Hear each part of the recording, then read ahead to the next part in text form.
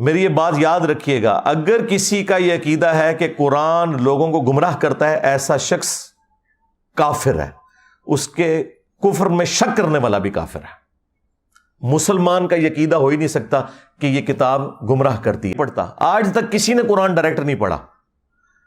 ایک مسلمان اردو لنگوسٹک والا جب احمد بریلوی صاحب کا ترجمہ پڑھتا ہے تو وہ قرآن ڈائریکٹ کہاں سے پڑھ رہا ہے؟ وہ تو احمد بریلوی صاحب سے قرآن پڑھ رہا ہے۔ اگر کوئی ڈائریکٹ اشرف علی تھانوی صاحب کا ترجمہ پڑھتا ہے تو وہ قرآن ڈائریکٹ کہاں سے پڑھ رہا ہے؟ وہ تو اشرف علی تھانوی صاحب سے قرآن پڑھ رہا ہے۔ اب کیا دنیا میں کوئی بریلوی یہ جرت کرے گا کہ میں اعلیٰ حضرت احمد بریلوی سے بہتر قرآن کا ترجمہ کر سکتا ہوں؟ کوئی زندہ یا مردہ عالم دین جو بریلوی مکتب سے تعلق رکھتا ہو یہ کلیم کر سکتا ہے کہ میں قرآن کو احمد بریلوی سے بہتر ٹرانسلیٹ کر سکتا ہوں؟ نیور۔ یا کوئی دیوبندی زندہ یا مردہ یہ کلیم کرے کہ میں اشرف علی تھانوی صاحب سے بہتر ترجمہ کر سکتا ہوں؟ یا کوئی اہل حدیث کہے کہ میں جونا گڑھی سے بہتر ترجمہ کر سکتا ہوں؟ یا کوئی اہل تشیع میں سے کہ جی میں سید فرمان علی شاہ سے بہتر ترجمہ کر سکتا ہوں؟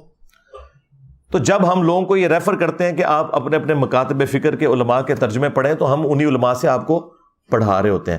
یہ جو انہوں نے ڈھکوسلا مچایا نا کہ ڈائریکٹ نہیں پڑھنا گمراہ ہو جائیں گے، انہیں کہ ہم ڈائریکٹ پڑھ ہی نہیں رہے، ہم تو پڑھ رہے ہیں آپ کے بڑوں سے۔ صحابہ کرام علیہم رضوان میں 1% بھی لوگ نہیں تھے جو لکھنا پڑھنا جانتے تھے۔ صرف یہ تھا کہ قرآن عربی میں تھا، ان کی اپنی زبان عربی میں تھی، نبی علیہ السلام جب قرآن پڑھتے تھے ان پہ اثر ہو جاتا تھا۔ آج اگر قرآن آپ کی نیٹو لینگویج کے اندر ہے، آپ بے شک لکھنا پڑھنا بھی نہ جانتے ہوں، آپ کو پتہ چل جائے گا قرآن میں لکھا کیا ہوا ہے۔ مجھے بتائیں، یہ 11 ستمبر 2001 ٹوئنس ٹاور کا جو اٹیک ہوا امریکہ میں، اس کے بعد جو ہزاروں لوگ مسلمان ہوئے ہیں پچھلی 2 دہائیوں کے اندر، کیا انہوں نے علماء سے جا کے قرآن پڑھا؟ اور ان کی اوقات تو یہ ہے کہ دوسری اذان کے وقت لوگ مسجد میں آ رہے ہوتے ہیں۔ انہوں نے انگریزی میں قرآن کا ترجمہ پڑھا، اسلام قبول کر لیا، اور پھر ان میں سے کئی لوگ ہیں جنہوں نے باقاعدہ پھر اسلام کے دفاع میں کتابیں لکھی، اور یہاں بڑے بڑے علماء بڑے فخر سے بتاتے ہیں کہ دیکھیں جی یہ فلاں انگریز ہے، اس نے نبی صلی اللہ علیہ وآلہ وسلم کے حق میں یہ کتاب لکھی ہے۔ اب انہی علماء سے پوچھیں کہ بھئی اس کے پاس تو ڈگری نہیں ہے، تم اس کی تعریف کیوں کر رہے ہو؟ وہ کہتے ہیں ڈگری چھوڑیں، بات بڑی اچھی کی ہے، کیونکہ اس کے نام کے ساتھ انجینئر تو نہیں نہ آتا۔ ہاں بس چپ کتے رہو، انجینئر آئے گا پھر دیکھ لیں گے۔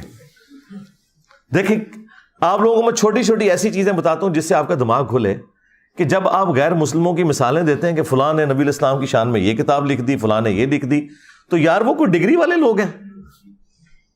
نہیں، انہوں نے قرآن بھی اپنی نیٹو لینگویج میں اسٹڈی کیا ہوتا ہے، لیکن چونکہ وہ پوری نیک نیتی کے ساتھ یہ کرتے ہیں، اللہ تعالیٰ انہیں اسلام تک بھی پہنچا دیتا ہے۔ کئی ایسے لوگ بھی ہوتے ہیں اور ان کی ورکنگ آپ کو نظر آتی ہے اور آپ کوٹ کرتے ہیں، ان کے ساتھ کی ورکنگ آپ کے لوگ نہیں کر سکتے، اور یہی حال یہاں پر بھی ہے۔ جن لوگوں کو اللہ تعالیٰ نے قرآن کی خدمت کے لیے اٹھایا، آپ دیکھ لیں سارے کے سارے نان مولوی ہیں، چاہے مولانا مودودی رحمہ اللہ ہوں، ڈاکٹر اسرار صاحب رحمہ اللہ ہوں، احمد دیدار صاحب رحمہ اللہ ہوں، یہ سب کے سب لوگ اس مدرسہ سسٹم کی آؤٹ پٹ نہیں ہے، خدمت اللہ تعالیٰ نے ان سے لی ہے۔ تو یہ جو علماء ممبروں پہ چڑھ کے آپ کو یہ کہہ رہے ہیں کہ قرآن و حدیث ڈائریکٹ نہ پڑھنا گمراہ ہو جاؤ گے، ان سے بڑا اسلام کا دشمن کون ہو سکتا ہے؟ ہم کس حوصلے کے ساتھ ان کی یہ باتیں سن لیتے ہیں؟ ویسے تو لاجیکلی یہ غلط بول رہے ہوتے ہیں، لیکن ان کے یہ الفاظ کیا قابل گرفت نہیں ہے کہ تم اسلام کی پیٹھ میں چھرا گھونپ رہے ہو؟ اصل میں یہود و نصارہ کے کفار کے ایجنٹ یہ لوگ ہیں جو آپ کے ممبروں پہ بیٹھے ہوئے ہیں کہ جی قرآن و حدیث ڈائریکٹ نہیں پڑھنا، اور یہ کہہ رہے کیوں ہیں؟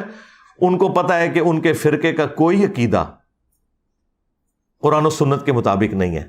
انہیں فوراً فکر لگ جاتی ہے کہ اگر کسی نے قرآن ترجمے سے پڑھا تو پھر مرے ہوئے بزرگوں کو، بابوں کو پکارنا چھوڑ دے گا، ایک اللہ کا پکارنے والا وہ بن جائے گا۔ ایاک نعبد و ایاک نستعین۔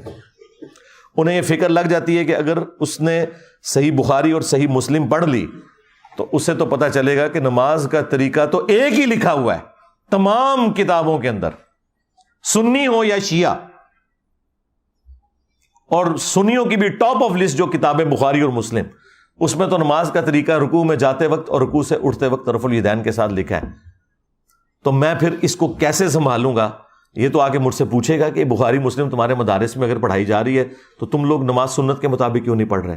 یہ پیچھے ریزن ہے، ان کے چندے بند ہو جائیں گے. یہ آپ کو کبھی بھی قرآن و حدیث ڈائریکٹ نہیں پڑھنے دیں گے. اسلام کے ساتھ دشمنی یہ لوگ کر رہے ہیں، قرآن کے بڑے دشمن یہ ہیں. اور پھر دیکھیں کیسی دشمنی ہے ان کی. آپ کو یہ قرآن کے حوالے سے بجائے یہ بتانے کے کہ یہ کتاب ہدایت ہے، آپ کو یہ بتائیں گے جی قرآن میں تو لکھا ہے کہ قرآن پڑھ کے لوگ گمراہ بھی ہو جاتے ہیں. استغفر اللہ.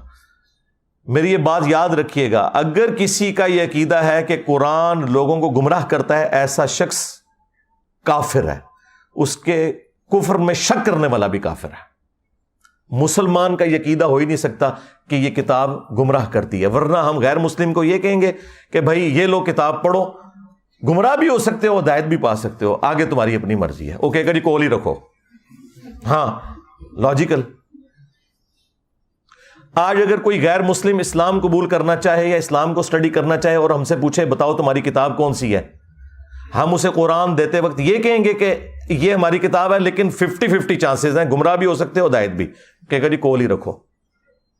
اور اگر کوئی میرے جیسا مسلمان وہ یہ کہے کہ یہ ہماری کتاب ہے، اسے پڑھو، یہ سراپا ہدایت ہے، اور آگے سے اگر وہ انگریز پوچھ لے کہ کیا تو نے بھی یہی قرآن پڑھ کے اپنے عقیدوں کی اصلاح کی تھی، تو 99% مسلمان جو ہے نا اس کا منہ دیکھیں گے کہ نہیں. پھر وہ آگے سے اگر یہ پوچھ لے کہ اگر تو نے اس کتاب سے ہدایت حاصل نہیں کی ہے تو مجھے کیوں مشورہ دے رہا ہے، تو ہمارے سر شرم سے جھک جائیں گے. قرآن میں کہیں نہیں لکھا یہ قرآن گمراہ کرتا ہے.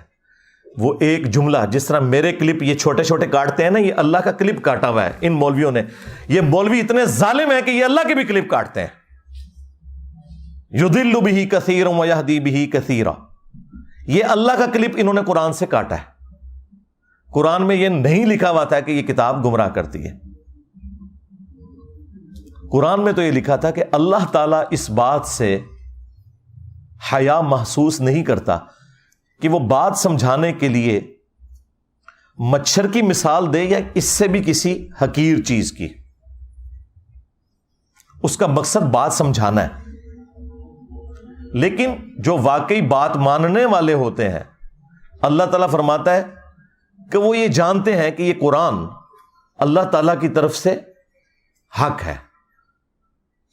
اور جو بات ماننے والے نہیں ہوتے وہ اس میں کیڑے نکالتے ہیں اور وہ کہتے ہیں کہ اللہ نے قرآن میں یہ مثال کیوں بیان کی، سورۃ الحج میں مکھی کی بیان کر دی، سورہ العنکبوت میں مکڑی کی بیان کر دی. تو اللہ تعالیٰ تو اتنی بڑی ہستی ہے تو یہ چھوٹی چھوٹی مثالیں کیوں بیان کرتا ہے؟ تو اس کے جواب میں اللہ تعالیٰ نے فرمایا کہ جو اہل ایمان ہے وہ تو جانتے ہیں کہ یہ حق ہے تیرے رب کی طرف سے، کیونکہ اس کا مقصد بات سمجھانا ہے. اچھا استاد وہ ہوتا ہے جو اسٹوڈنٹ کے لیول پہ اتر کے بات کو سمجھاتا ہے، اپنے علم کا روب نہیں ڈالتا موٹے موٹے الفاظ بول کے. لیکن یہ لوگ جو ہیں ان کے لیے پھر اللہ تعالیٰ کہتا ہے تمہارے لیے جواب یہ ہے کہ یضل بہ کثیرا ویہدی بہ کثیرا.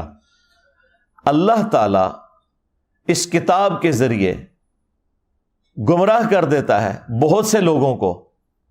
کن لوگوں کو؟ کہ جو نہیں مانتے کہ یہ اللہ کا کلام ہے اور جو اللہ کی مثالوں کے ساتھ ایگری نہیں کرتے.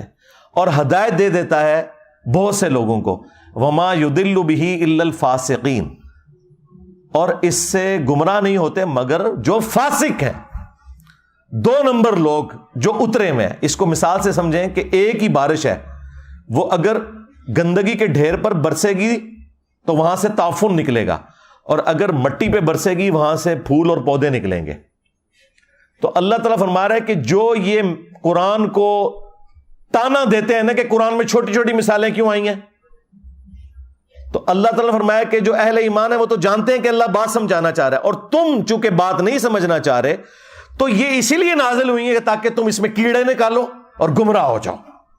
یہ بات اللہ تعالیٰ نے تانے کے طور پر، ٹونٹ کے طور پہ کی تھی، نہ کہ یہ بتایا تھا کہ قرآن گمراہ کرتی ہے۔ اللہ نے کہا کہ جو قرآن کو نہیں ماننا چاہتا وہ گمراہ ہو جائے گا، اور جو قرآن کو ماننا چاہتا ہے وہ ہدایت پا جائے گا، یہ بتایا ہوا تھا۔ اس کو انہوں نے کہہ دیا قرآن گمراہ کرتا ہے، نعوذ باللہ۔ یہ تو لکھے نہیں، یضل بہ، اللہ نے اس مثال کے ساتھ بہت سے لوگوں کو گمراہ کر دیا۔ کن کو گمراہ کر دیا؟ جو لوگ اس مثال کو نہیں ماننا چاہتے، چھوٹی چھوٹی مثالوں کو، اور بہت سے لوگوں کو ہدایت مل گئی۔ جس طرح قرآن میں کئی جگہ ہے کہ جب قرآن نازل ہوتا ہے تو جو اہل ایمان ہے ان کا ایمان بڑھتا ہے۔ جب کافر ان سے پوچھتے ہیں کہ یہ آیات نازل ہونے سے کیا ہوا،